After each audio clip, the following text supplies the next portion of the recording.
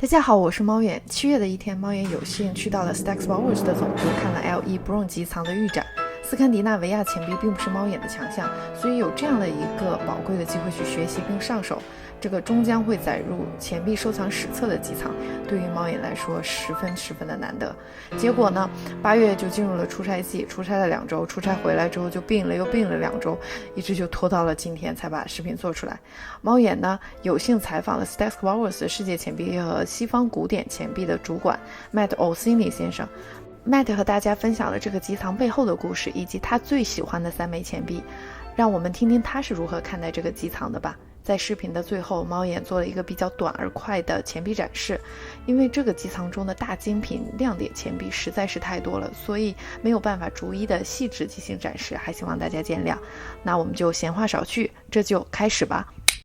Hi, I'm Matt Orsini from Stax Bowers.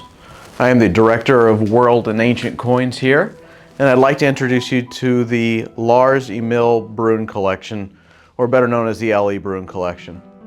I think speaking on the collection, it really starts with the collector, so I want to give some background on who L.E Bruun was.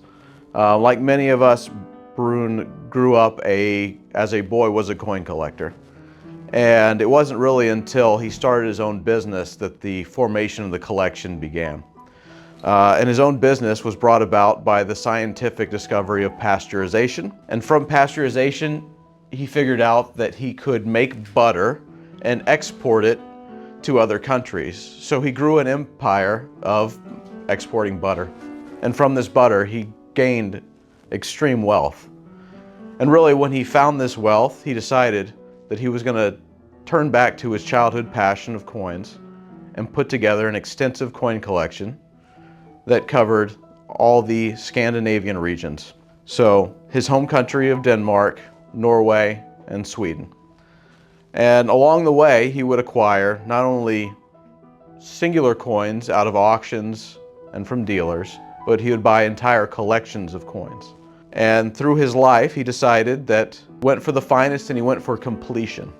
So along comes the 20th century and World War I, and he observed many of the atrocities of the war, the bombings, the destruction of property, the theft of property.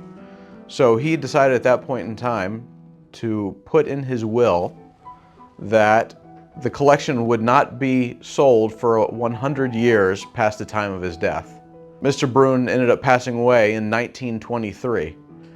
And at that point in time, his will went into effect. So his collection was not to be sold for 100 years. And also, he put a provision that if something were to happen to the national collection of Denmark during that time, that his collection, basically a national treasure, should take its place. So fast forward 100 years to 2023, and the L.E Bruun collection was now basically, based on his will, allowed to be sold. So that's the story of the L.E Bruun collection.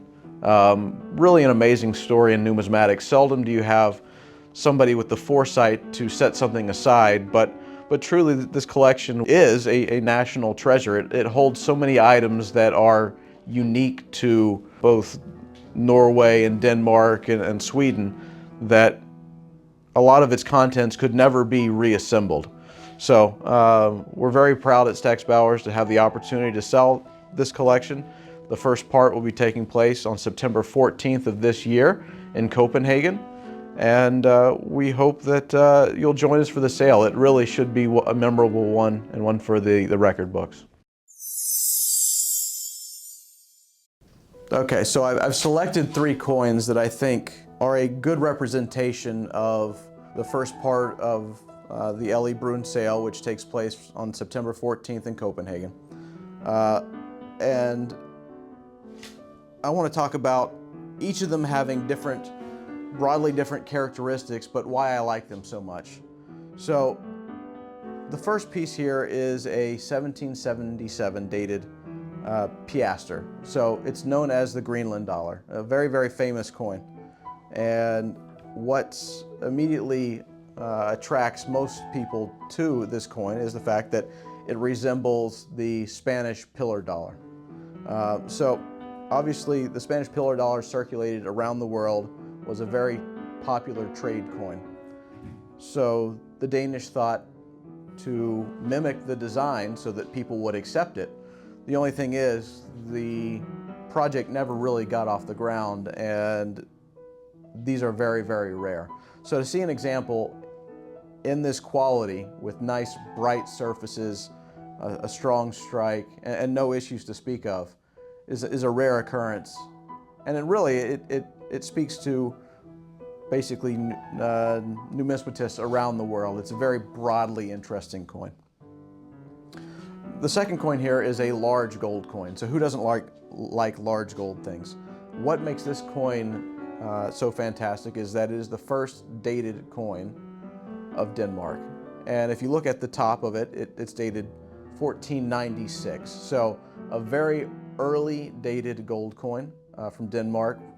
And it also shares designs very familiar with designs other collectors have seen from both the French and the British, with the king enthroned.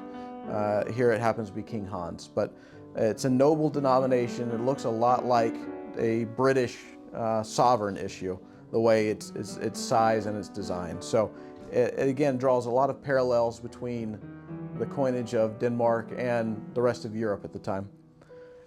And the last piece here is, it's a 2 ducat piece from Denmark, dated 1746. And what's interesting about it is that in the reverse legend it says, in Latin it says, from Chinese gold.